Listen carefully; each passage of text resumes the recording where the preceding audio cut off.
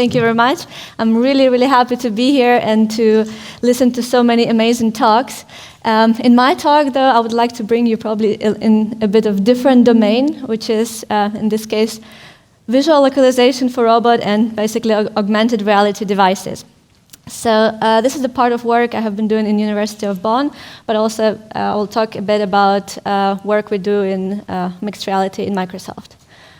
Let me start with asking this question.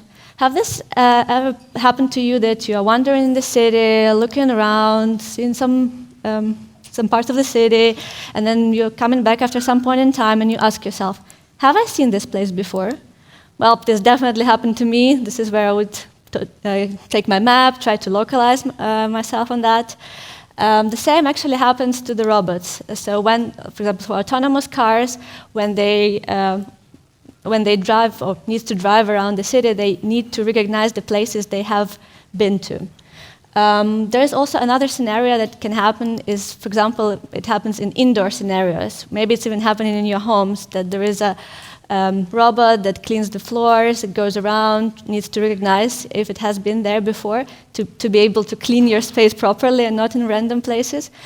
Or maybe you have some other robotic setup, like, for example, something more fancy like this Boston Dynamics Spot. Well, I don't have that one. But the question basically stays, how can a robot recognize a place, recognize if it has visited the same place before? So we as humans use our eyes a lot to understand if we have seen this place before. And only afterwards we try to GPS or any other systems that help us to locate. But for the robots, cameras play this role. What we do, we take the data from the cameras in forms of images and estimate where the robots are in the world.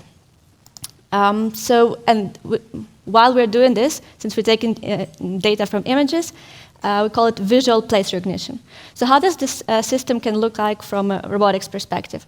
Imagine that you have an image here marked in red, and your task is to find if there is an image of the same place in the database marked in blue. And if you look for a second or two, you say, yeah, of course, there is one, and this is this place.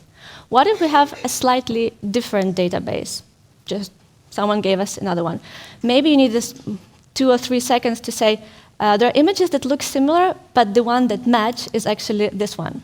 So what makes it maybe slightly a little bit more challenging is that the environment undergoes some visual appearance changes. In this case, it became darker in that particular environment. So where does these changes can come from and what makes it difficult? So typically those changes are seasonal changes in countries where there is in which seasons change dramatically. The other one called viewpoint changes, and as simple as day-night changes can bring challenges for recognizing the places. I promise they did not ask us to prepare the quiz, but I prepared this one also to illustrate that the problem may not be as easy or as hard as it seems. So I would show you 2 images of 2 places, and I would ask you to tell yes or no if you think that they represent the same place. So is that the same place? Would you say the same place? Yes? No? Yes. Great. What about this one? Yes. Correct, even though it's a bit darker and a bit different. What about this one? No. And this is one of the challenges. Basically, it's not so far away within the city, but it's not actually the same buildings that you're looking at. What about this one? Yes, no, yes.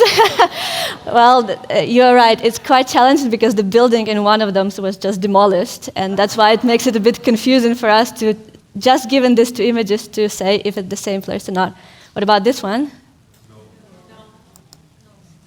Good. Normally it's a tricky question, but in urban environments it can happen that there are different places that look very similar. So I hope I can convince you that sometimes just having a snapshot of 2 images is hard enough even for humans to understand if it's the same place or not. But if we put this information into sequential order, this can become a bit easier. And the same actually holds for robotic systems. So what we did, we say, okay, let's not solve place recognition problem, but rather an image sequence matching problem. So and how it could be done.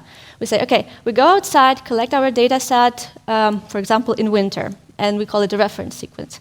Then, after some point in time in summer, we go again, collect the data set, and now we want to know, for every image in the query data set, if there is an image in the reference data set that represents the same place. How do we do it? We take a query image, we match it to every images in the reference sequences. By that, we obtain a similarity cost. So in this case, the brighter the value is, the higher the similarity. We do this for every query image and obtain certain results, obtain what's called cost metrics. In more realistic scenarios, we would have something like this. What you can probably spot is like a brighter white line in this cost matrix. The intuition behind this line is that if a query image matches a reference image, then the next one in the query image is probably matching the next one in the reference image, since we're considering the sequences here. So now what we turn out doing is turning matching image sequences problem into a graph search problem. So we take our cost matrix, we make a graph out of it, and afterwards, the shortest path in this graph will give us that line we're looking for. And while having these associations, now we know for every image in a query sequence, what is the matching image in the reference sequence. One of the problems is that to be able to do that, we need to collect a reference sequence, then collect a query sequence, compute the full cost matrix, and only then we can make a decision about this. What makes it complicated is first that we would get a decision only where the robot has been at some point in time, not where it is right now, which is a bit suboptimal for context of autonomous driving, I would say. And the other one, if you consider the reference sequences be very large, covering the whole world, this matrix becomes gigantic and it's infeasible to do so. So what we did next, what we actually need is to find that line pattern. So we say, let's reformulate our graph search problem. Since it's full and computationally expensive, let's only construct the cost matrix around those white line pattern. In this case, it's just marked with green. And what it enabled us to do is the following. So this is a result of that new approach. On the top left image, you can see the query image, so the one that we're sending. On the top right, the image that our algorithm has found. On the bottom right, where you have the expanding graph, so basically those are only values that we need to compute to be able to make this kind of decision. So if we would take a previous approach, this full area with black area would actually be gray and white. And if you look for some time, when our algorithm says it cannot find the image association, it says no match is found. The other one, what we've thought next of, okay, but what if we have more than one sequences collected in our database? What if 2, 3, 4 cars went around and collected it in different points in time and covered different trajectories? And can we use all the data? And as a matter of fact, we can. So this is another experiment where we try to match one query against multiple sequences. And what we have in the end is basically the matching of these images and the bar below. So for every query, if it was correctly matched, you have a green bar. If it was wrongly localized, it has a red bar. So the greener this bar is, the better our system performs. And in this particular case, we've shown that it kind of performs reasonably. What we thought also next, okay, if we want to scale this system, we cannot go outside and map the whole world with our own means, because the world is quite big, and this was the experiment done in Bonn. So we said, is there something that we can use? Is there data that is already publicly available? And in this case, actually there is. We were able to use the Google Street View that is enabled for a large portion of the environment. Unfortunately, not for Bonn, but this is basically my home city, Kiev, where we went back and collected the data. And this is our matching result. So in the the query ones were collected from the car, and the reference one is from the street view. The setup is a bit more complicated because we don't have the same camera setup. The pictures were taken from different viewpoints, and sometimes the challenges are not the same within the sequence. So we collect during the day, and in a street view it was not night, but some other season. And whenever we fail, we say that for now it's a hidden match, so the system is not sure if there is a match in a database or not. So just to bring it a bit to the scale, so it's not like we took one street and then the experiments I'm showing is in one street. It's quite a large portion of the city that we have here. And just to make a bit of zoom in view, that's basically a city center of Kiev. Then we went a step further, like, okay, we don't really rely on which specific camera setup we have. So what we did next, we went to YouTube and downloaded a random video and tried to match it against the street view. For this particular experiment, we don't have the ground truth, but I hope you can have an idea that it's sort of working. So for now, I told you a little bit how to figure out if we have seen the place before. But is that enough? Is it enough for robots to operate reliably? The answer is no, that's not enough. We actually need a precise location to be able to do something useful. So what useful things can we do? For example, if we consider an AR device, what we can do is we can assist people in their everyday tasks. So this man puts on the HoloLens 2, this is Microsoft device for augmented reality, and augment his workspace with useful information, like putting this in correct spaces. And we only can do that, put this correctly, if we know exactly where the device location are. This is another potential scenario where the augmented reality technology can be helpful for education, or actually bringing 2D images into a 3D understanding, or for any other creative projects you might have in mind for this case. So the question is now, next question is, so how do we do that? So actually it's quite similar. We do the estimation of the positions of the robot the same way people use their eyes. So if I see a plant in these two images, or actually I see this plant with my two eyes, what I can say and estimate how far away is this plant from me, using the process called triangulation. But frankly, we can turn it another way around now. And if I know the position of the plant and of the table there, based on this information, I can infer what is the precise location of me, of my eyes, and hence the precise location of the cameras for the robots. This works locally as well as we can match ourselves or localize in the pre-computed maps. What it can then help you do in more realistic scenarios is provide a navigation service for you that will tell you, if you don't know how to go from one place to another, we can show it with augment your environment with arrows that would point you exactly where you need to go. So to sum up, I hope I introduced you a bit to a world of robotics and augmented reality devices.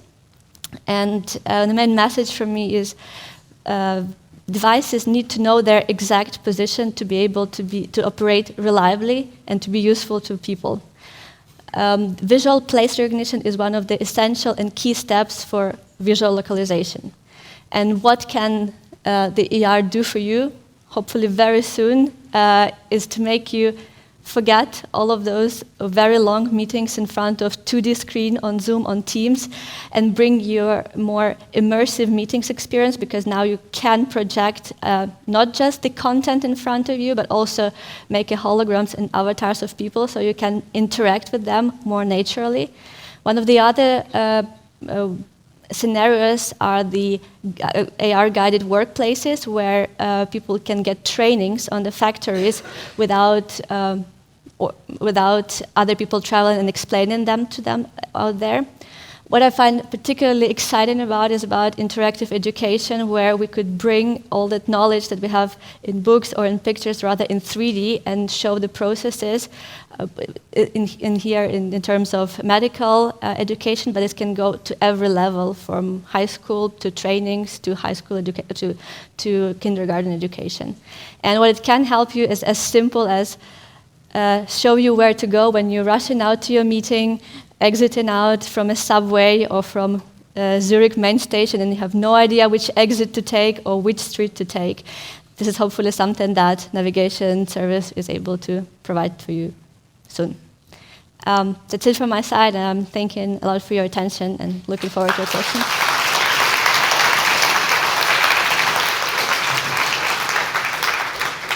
Thank you, Olga, for the talk. Do we have questions in the audience? Yes.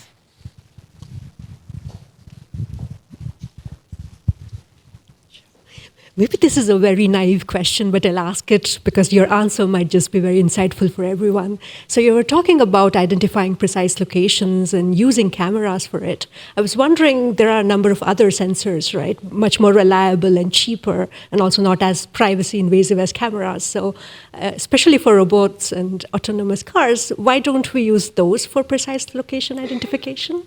Right. It's a very good question, comes often. You're right, there are a variety of other sensors, and most used one is GPS receivers, which everyone can find in their phones.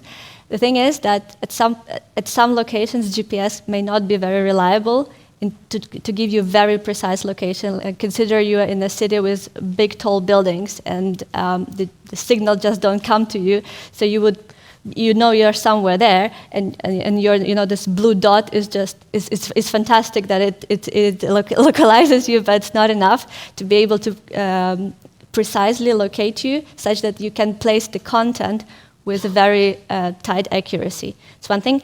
The other one, there's a bunch of other sensors like LiDAR sensors, which also allow you to estimate that. I must say cameras are not the most expensive sensor that can provide you the localization results. But what we aimed at is how can we make another redundant system to also to GPS, to other systems, in case those ones are not working, or there is a failure, or there is a spoofing, or the signal is just not there. So this is just another way to augment it and make it actually more precise in cases where other services do not give us the reliable accuracy. Thank you. Any other question? No? If not, there are many questions here. So maybe one of them, how did you already analyze the failures? And if you did, the false negatives, the false positives, and did you take any measures to improve? So I'm guessing the question is more about visual place recognition in this case. Yes, of course, we did analyze. We did extensive evaluation. Otherwise, we wouldn't be able to publish our papers. I didn't put the graphs here because I thought it would be too boring. But I can say that with visual place recognition, we can achieve up to 80% accuracy at 100% recall, which means that it's quite high. On the other hand, visual place recognition is not required to give us precise results all the time, because, as I say, it normally is used as an augmented system to other localization system like GPS, and also the frame rate with which we need to acquire this information. So we don't need to have it every millisecond, the correct answer, but rather every meter or every 30 seconds, depending if you're going on a car or if you are operating with just a camera setup. Okay. Another question. Location is anisotropic and sequence data has a direction. Is the model capable of identifying a same location but from image sequences from opposite directions? That's a very good question. So you're right. It highly depends which kind of image data you have. So the one that I showed you does indeed has a directional view. So if I look at the street one way and then I go backwards, it would be completely different environment. The graph So basically, if I go straight in one street and I go backwards on the same street, that approach would still work for the images I showed you. But what is happening more often in the reality that we have multiple cameras that look different ways, or there is even 360 degrees cameras, then that would not be a problem. It could work both ways. The same worked for 360 degrees LiDAR scanners, for example. Great, thank you. Time's up. Let's thank Olga again for her great talk. Thank you very much. Thank you.